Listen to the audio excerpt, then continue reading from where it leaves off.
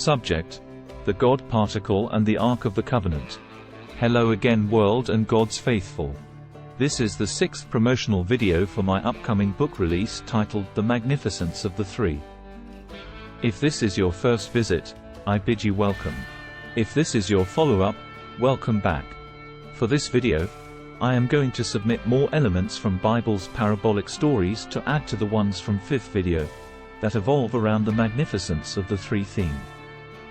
These stories are pieces of circumstantial evidence that when added together, a reasonable jury can conclude from that God presented the neutron as his official particle. The neutron particle enables God to be everywhere in the universe at the same time, thus giving God's nature as being omnipresent a scientific meaning. But before we begin, I want to correct an error from the last video. I claimed there that God first depicted the neutron as his particle when he walked as fire between the halved animals that were laid opposite each other in Abraham's dream. This was error, as after I checked on book content, God provided the first clue linking him to fire as a neutron with Adam and Eve in the Garden of Eden. Here is a short summary. After Adam and Eve chose to go for knowledge, God sent them out of the garden. God then placed the cherubim guard there, and a swirling sword on fire to guard the way to the tree of life. In this scene, God again included the magnificence of the three as evidence. It was represented by the tree of life, the cherubim guard and the fiery sword that turned every which way. This was the first time God presented himself as the fire and is discussed much more in book, but I forgot while I was doing video. So I misspoke, as the second time fire represented God as the neutron was during the signing of the covenant with Abraham as discussed in previous video. So before we start, I'd like for you to remember points related to the atom from previous videos. There are numerous occasions discussed further in book, of stories God used in preserving his awareness of the magnificence of the three, such as with the tree of life, the cherubim guard and the sword on fire. In book, I lay out corroborating scientific facts that follow the design of the magnificence of the three as well. So the Bible was not alone with the use of the magnificence of the three. From science, for example, the neutron and protons are both made from same material called quarks, and guess how many make up each one? If you guess 3, then you are getting the general idea. There are many from science with this pattern and pointed out in book, such as the structures of the DNA. The signature of the magnificence of the three is embedded in there as well. It is discussed extensively in book. You will find it shocking, really. Coincidentally, the negative electron is made up of a separate material. It makes sense spiritually if good and evil were designed to be separated from each other. The design of the electron, coincidentally, is also rooted in the magnificence of the three and discussed in detail further in book. But consider this fact as a piece of evidence to include in considering the neutron as God's particles. According to our experts, the neutron makes up more than half of all ordinary matters in the universe. The neutron and positive proton make up 99.9% of the atom, whereas the negative electron makes up 0.1%. The neutron is slightly bigger than the proton, but much bigger than the electron. So if the neutron is God's particle, then the biblical nature of these scientific facts reflect that if God designed heaven and earth, then it simply makes sense for him as a neutron to have a dominance presence in the universe in comparison to the negative and positive particles. There are much more of these kinds of scientific facts discussed in book, presented to support my claim that the neutron is God's particle. But remember these facts as awaiting you at the end of video, is the neutron and fire with the Ark of the Covenant, and the mythical artifact has additional elements of the magnificence of the three embedded in there as well. To rehash from previous video, God preserved the passing and preservation of the structure of the atom from pre-flood generations to the future ones with Noah and his 3 sons. Each son represented a particle in Noah's blessings. Ham was the negative electron, Shem was the neutron, and Japheth was the positive proton. The next event was Abraham's dream. In there, God walked into the scene as fire for the second time, but with a lot more deliberateness than in the garden as he walked between the three split carcasses of animals that were laid opposite each other. God left a deliberate clue here of the neutron as his particle by walking through the split carcasses, in imitation of the position of the neutron in atom, where it sits between the negative and positive forces. There were many big biblical events after Abraham's dream, such as 400 years of slavery, the 10 Commandments, and then the Ark of the Covenant plus other stories. It is my claim, however, that the Ark of the Covenant was not just to record God's awareness of the atom, but also a standard to measure the design of brain and its successful development that began when desire provoked Eve to go for knowledge. To discover the atom by man meant that the design of the brain was successful. The discovery of the atom then by our knowledgeable experts was parabolically projected with the story about the Ark of the Covenant. Many people suspect that the Ark of the Covenant might have been an atom bomb. This is because of the similarities of its deadly force in comparison to the atom bomb dropped on Hiroshima and Nagasaki in World War II, as well as the effects both had on people in the Bible and on Earth. For example, the Ark killed a lot of Philistines during a war in the Bible just by being around its vicinity, and the atom bomb did the same on Earth when it was used in a war. So the two stories about Noah's boys and Abraham's dream laid the groundwork that God used in leading me to the Ark of the Covenant. The Ark was a recreation of the atom on Earth. Here are some facts about the Ark of the Covenant. First, we begin with the chest of the Ark that carried the 10 Commandments. It was made of 3 separate boxes. A wooden one in the middle between the gold box inside and another golden one on the outside. Chest was only made of 3 boxes, not 1, 2 or 4, but straight to the point. God tied the magnificence of the 3 directly to the Ark up front. Second, was the separation of the boxes. God could have designed all boxes in gold but instead, designed one in the middle with different material. In doing so, emphasized the separation of the atom's particles.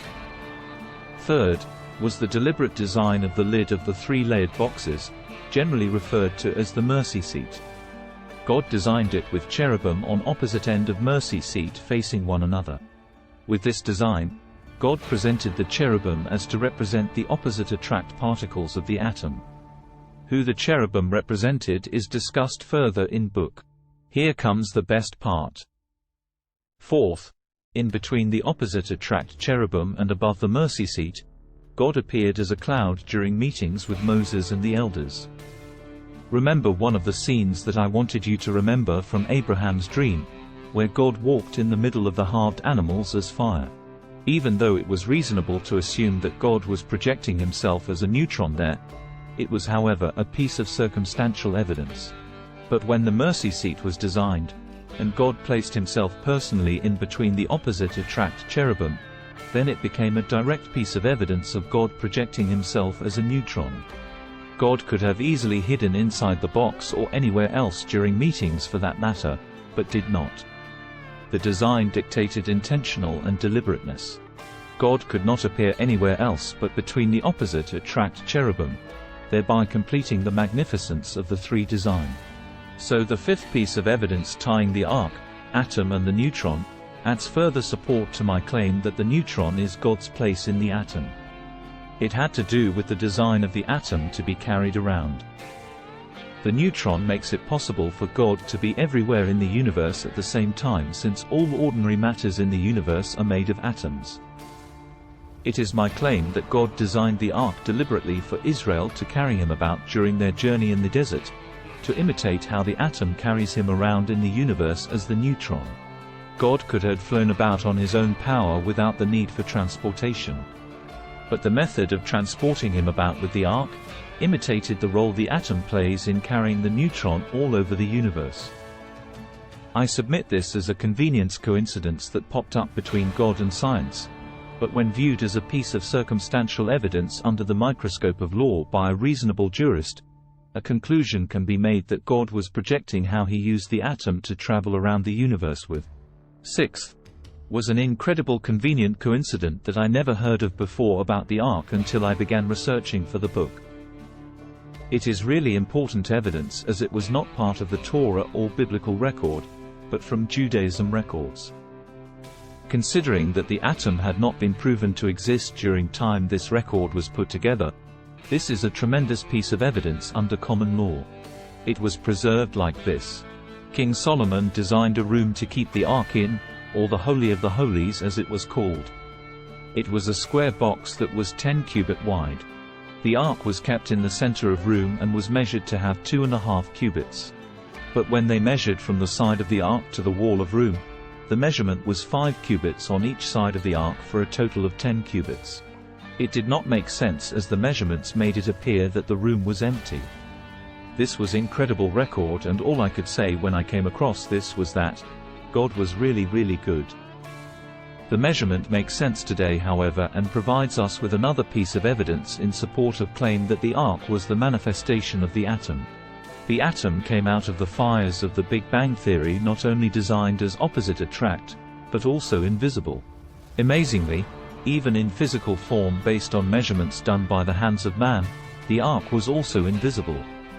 I am only going by the record as I found it, and this is incredible. This piece of evidence practically leaped out of the heavens and biblical record, and landed on earth. It appears God planted another piece of evidence outside of the biblical record, to show us that he was fully aware of the atom and used it in creating heaven and earth with. These pieces of evidence provided above are samples of evidence outlined in book to support my claims with, and will leave rest for you to discover when you get a copy. However, I am going to close this out with how our scientists revealed the truth about God with or without their consent. It is my claim that the Ark of the Covenant was recreated and turned into an atomic bomb. The bomb became the seventh piece of evidence, and a witness about the truth of the biblical record, and the best thing about it was that it was the scientists who produced the evidence. This is only a short summary of the seventh piece for purposes of this video. First to show up is the magnificence of the three, which is central in making a nuclear bomb. To create an atom bomb, our experts use only the neutron, God's representative in the atom, but not the electron particle or the proton particle. Scientists inject a bunch of neutrons into a uranium-235 atom, and when a neutron hits the uranium atom's nucleus, the uranium-235 atom turns into a uranium-236 atom. When it does, the 236 atom splits apart, giving off 3 neutrons. When each of these 3 neutrons hit other uranium-235 atoms in the area, they turn into uranium-236s, and these 3 neutrons end up splitting 3 other atoms, and these atoms release 3 neutrons each. With each cycle, the reaction gets 3 times bigger. If this cycle continues and gets bigger, it will cause a large explosion. This was how the atom bomb came about. So here, in the middle of splitting an atom bomb, was the signature of the magnificence of the three. The neutrons discharges 3 extra neutrons, not 2, 5 or any other number of neutrons, but only 3. Consider this fact in deciding whether you should find out more by buying a copy of book, as there are more of this kind of evidence for your review. Furthermore, consider that the bomb was not made from the positive proton or the negative electron, but from the neutron, God's particle in the atom. So here is the kicker for the purpose of this video, as it tied heaven and earth. Our experts created a bomb from the atom, and coincidentally, the nature of this bomb, such as its destructive force and effect on human population, turned out to be eerily similar to what happened to the Philistines in the Bible. This is discussed further in book. However, I am going to cite an observation by a witness as the 8th piece of evidence that pointed out how God linked himself to the future with the atom, through the destructive force of the atom bomb. This is an excerpt reported by the Atomic Heritage Foundation about an observation by co-pilot Fred J. Olivi of the B-29 Boxcar that dropped the second atom bomb on Nagasaki in 1945. He said that he had never seen anything like it. Biggest explosion he had ever seen. This plume of smoke I'm seeing is hard to explain. A great white mass of flame is seething within the white mushroom-shaped cloud.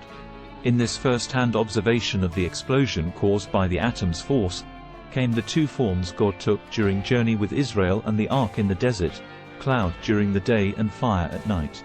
A convenient coincidence it appears, but it is too exact not to be included as evidence. Through the explosion, God revealed his signature from the Torah and Old Testament, that of cloud and fire. This bomb, coincidentally, was made from the neutron, the particle I claim is God's seat in the atom. God's form of cloud and fire jumped right out of the Bible and landed on Nagasaki, and was seen by an eyewitness. So these are some pieces of evidence provided by both God and science as discussed in book, that led me to the conclusion that the Ark of the Covenant was the manifestation of the atom, and that God projected the neutron to be his particle. I don't know about you, but considering the evidence submitted above, a reasonable mind can now claim that not only was God aware of the atom, but he also split it before man. In closing, just think of cloud and fire leaping out of the pages of the Torah and Bible and landed on earth. God left the evidence as simple as he could for us to discover. But this is all for now. You are probably bored already. If by the way any of you find these videos interesting and of value, and you know of any Christian scientists, please share it to them. I'd like some reviewers from that class because of the scientific evidence involved. I am confident with information that it is correct, and if validated by this class of intellectuals, then we have work to do, like rebuilding our cracked foundation. The Magnificence of the Three is scheduled to be released on April 15th. It is a non-fiction, and I have both God and science backing each other up like never before. It is unheard of, but all knowledge belongs to God. After all, he designed that tree. You can pre-order a copy on Amazon, iTunes, Barnes & Nobles, and with some Christian bookstores.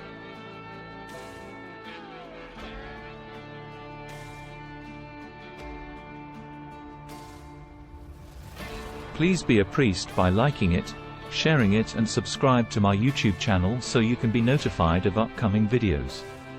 By the way, please ignore some misspelling. I am a robot with a missing tooth, so pronunciations is off a bit for some words until I can afford an app with a dental plan. Thank you for stopping by, and hope video adds value to your life. Till next time, take care of yourself and be in God's grace wherever you may be. Thank you once again, and God bless.